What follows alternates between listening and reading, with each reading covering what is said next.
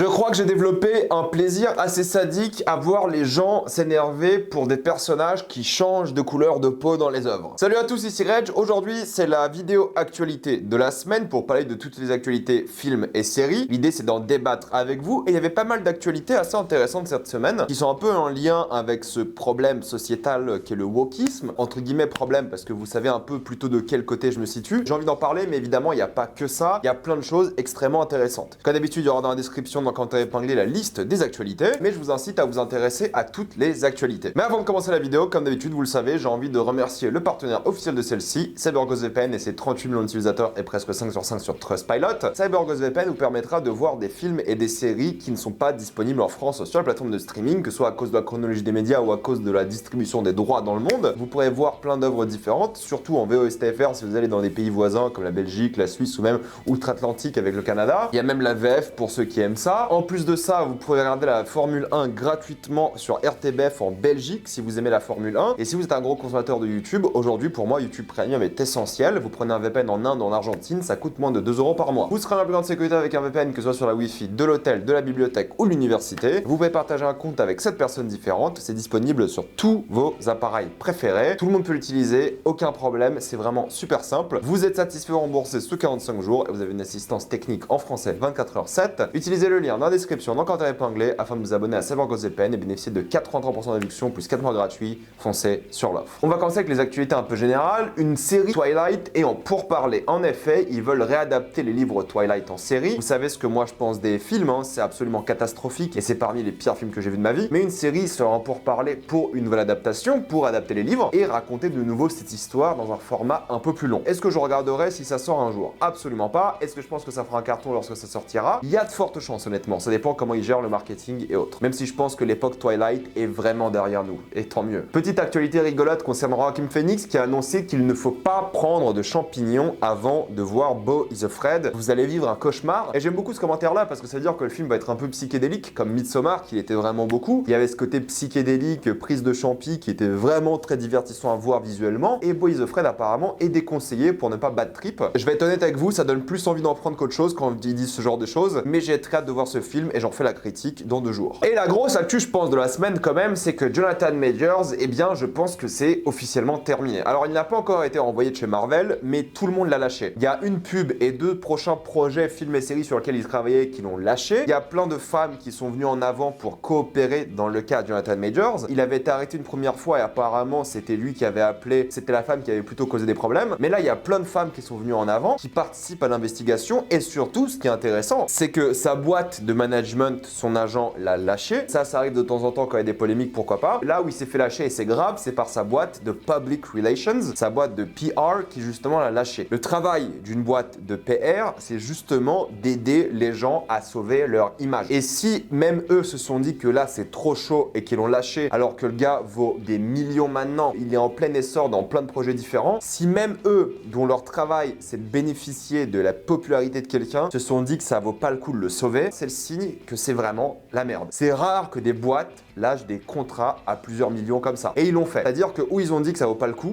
de la pub pour leur boîte, ou alors ils se sont dit on peut rien faire. Dans tous les cas, je pense que Marvel va bientôt faire une annonce et le remplacer dans le MCU. Ce n'est pas prévu pour l'instant. Je pense que Marvel y réfléchit encore, mais je pense que c'est vraiment foutu. On en parlera évidemment au fur et à mesure. Une nouvelle section pour l'actualité, la section box-office, parce que je parle souvent de box-office et ça m'intéresse. John Wick 4 est officiellement le film qui a le plus rapporté au box-office de la saga. Il a bien dépassé les 350 millions de dollars. Cool, parce que le film le mérite. C'est pour moi le meilleur de la saga. Mario a dépassé les 800 millions de dollars. Il va exploser le milliard sans aucun problème d'ici 10 jours. Vous allez voir le nombre d'adaptations, animations et de jeux vidéo qui vont sortir au cinéma dans les années qui viennent, vu le succès de cette œuvre et vu le succès de The Last of Us aussi en même temps. C'est de la folie. Vous allez voir, ça va être partout. Tant mieux parce que le film était cool, même si c'était pas mon délire à moi. Il nous faut plus d'adaptations qui respectent l'univers. Les 3 Mousquetaires ont dépassé les 2 millions d'entrées. C'est cool aussi et mérité d'après moi. Le film est vraiment très sympa. Suzume, que je vais voir dans quelques minutes d'ailleurs, donc lorsque cette vidéo sortira, j'aurai déjà vu le film et je partagerai mon avis sur les réseaux sociaux, a dépassé la barre des 280 millions de dollars au box-office mondial. C'est un vrai succès, je m'attendais pas à un tel succès honnêtement, c'est ça aussi qui m'a motivé à aller voir le film, et c'est justement voir ce film dont tout le monde parle. Je vous diffuse ici l'image des films qui ont fait le plus de profit, et je dis bien profit et pas juste box-office. On parle de profit et c'est Avatar 2 qui est en tête évidemment, mais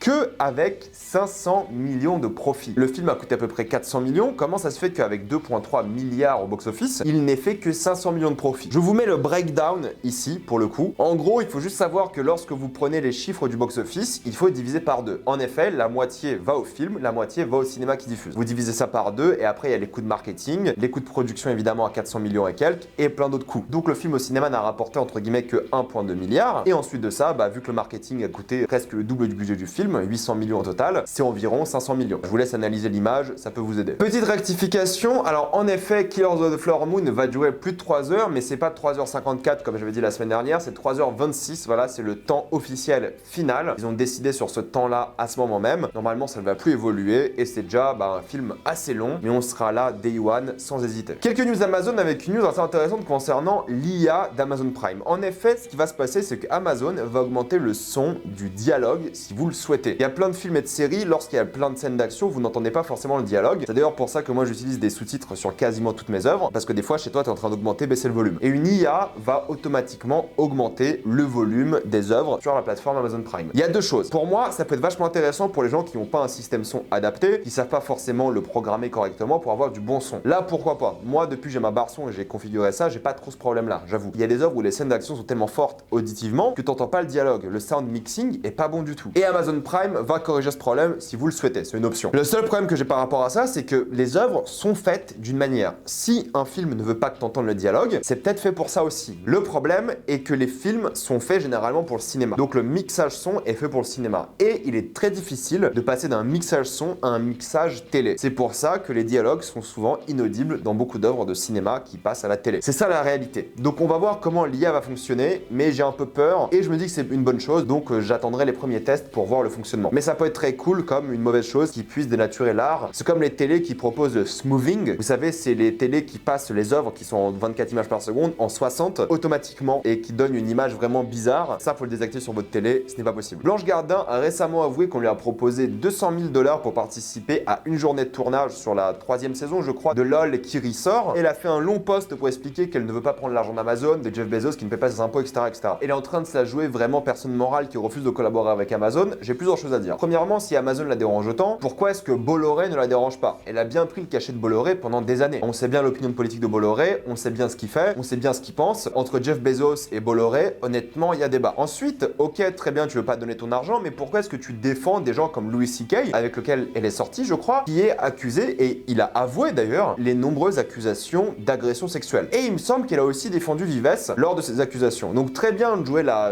femme très gentille, je refuse l'argent d'Amazon, les méchants du monde, parce qu'ils payent pas d'impôts, mais toi de ton côté, t'as défendu des harceleurs sexuels, t'as pris l'argent de Bolloré, et en plus de ça, si tu veux la jouer de ce point de vue-là, t'aurais très bien pu prendre l'argent, payer tes impôts dessus comme tout le monde, et les donner à des associations caritatives. Oui, ça aurait bénéficié à la série, on est d'accord, mais d'un autre côté, Amazon investit en France, propose des séries françaises, certes ils payent pas d'impôts, mais ils embauchent des gens en France, ils devraient payer des impôts, on est d'accord, mais il y a un moment, faut arrêter de déconner quoi. Jouer la sainte parce que t'es contre Amazon, et je défends pas Amazon ici, c'est juste qu'il y a un peu de consistance à avoir, et un peu de réflexion. Moi ça m'énerve. T'as le droit d'aimer des gens et d'en détester d'autres, d'accord, mais pour moi c'est un poste où elle fait sur l'intéressante. Je suis désolé, c'est juste ça. Vu ses autres prises de position, pour moi, c'est hypocrite. Un point rapide sur les bandes annonces, la bande annonce de Fast X est sortie récemment, j'espère que j'aurai l'occasion de faire la critique du film. Normalement je suis en vacances le jour de la sortie, mais s'il y a une avant-première, je le ferai. Ça a l'air pas mal. Moi je suis un peu friand de la saga Fast and Furious, je la prends pas au sérieux et c'est assez divertissant et plutôt bien fait. Et c'est Louis Leterrier qui va réaliser le 11e et dernier film de la saga principale. Insidious 5 par Patrick Wilson, parce que oui, c'est lui qui réalise, a l'air plutôt sympa aussi. Je suis pas du tout à jour sur la saga, je devrais l'être. Je devrais rattraper tous ces films, mais ça a l'air pas mal. Godzilla X Kong a révélé son titre. L'œuvre s'appellera The New Empire et sortira en mars 2024. J'ai bien aimé le dernier film, donc honnêtement, je suis chaud. Et la bande-annonce d'un film Netflix, All the Light We Cannot See, qui est adapté d'un livre vraiment connu, m'a plutôt donné envie et j'ai envie de découvrir ce film qui sortira qu'en fin d'année sur Netflix le 2 novembre. Dans le casting de Lilo et Stitch, Kaipo Dudoit, je vais sûrement massacrer son nom, va interpréter donc David. Oui, le casting a changé depuis la semaine dernière en effet parce que le précédent acteur avait fait des playlists Spotify avec le N-word américain et du coup il a été remplacé. Ça va vite, mais le casting déjà ressemble bien plus au personnage et met bien plus en avant ce que je disais la semaine dernière. Lupin saison 3 sortira le 5 octobre, honnêtement aucune hype de mon côté pour cette série et je trouve que cette annonce est assez prématurée mine de rien, le 5 octobre c'est pas tout de suite, mais bon ils font ce qu'ils veulent. Je vous ai parlé la semaine dernière de la série Cléopâtre, et bien il faut savoir qu'un avocat égyptien a porté plainte et que la réalisatrice s'est défendue. Écoutez, sa défense est assez ridicule, elle est en train de défendre le fait que Cléopâtre aurait pu être noire et tout le monde est d'accord qu'elle aurait pu être noire, on n'est pas sûr à 100%, elle aurait pu. c'est juste que la défense qu'elle donne est extrêmement américanisée et afrocentrée, et j'ai même plus envie d'en parler. Il y a plein d'articles sur ça, je vous laisse le lire. La manière dont il se défend, pour moi, n'a pas trop de légitimité. Ou alors extrêmement biaisé. Tyler Rake 2 aura un plan séquence de 14 minutes. Pourquoi pas un plan séquence long? Moi, j'ai aucun problème avec ça. Ce sera évidemment un faux plan séquence, j'imagine, comme le premier film. J'aime bien l'effet artistique, ça me dérange un petit peu juste que ce soit à partir de maintenant un effet un peu commercial, marketing, mais pourquoi pas, j'ai hâte de voir le film quand même. Et pour finir, il y a beaucoup de personnes qui disent que Hermione sera noire dans la série HBO. Écoutez, pour l'instant, il n'y a aucune source officielle qui en parle. Ils ont dit qu'ils aimeraient un peu plus d'inclusivité. On ne sait pas si ce sera Hermione ou quelqu'un d'autre. Il n'y a pas d'interview, il n'y a rien en fait qui prouve ça ou qui disent qu'ils veulent qu'elle soit noire. Mais même si elle est noire, écoutez, est-ce qu'on s'en ficherait pas un peu? Sa couleur de peau n'est pas importante, ça changera pas l'histoire. La seule importance est qu'ils doivent prendre la meilleure actrice pour le rôle et puis c'est tout. Ça doit s'arrêter là. Pour ce genre d'œuvre, il faut que ce soit la meilleure actrice. Rien de plus ni moins. J'en ai déjà parlé plein de fois, je vais pas relancer le débat dessus. Mettez-moi dans les commentaires ce que vous pensez de toutes ces actualités. Êtes-vous d'accord, pas d'accord? J'attends votre avis dans les commentaires. Comme d'habitude, pensez à vous abonner à la chaîne pour plus de vidéos. Mettez un j'aime, ça aide beaucoup la chaîne. Suivez-moi sur tous mes réseaux et avant de quitter cette vidéo, pensez à utiliser le lien dans la description dans le commentaire épinglé afin de débloquer toutes les plateformes de streaming en toute accessibilité et sécurité. Tout ça pour 2,03€ plus 4 mois gratuits. Foncez sur l'offre et moi je vous dis à la prochaine fois. Salut à tous.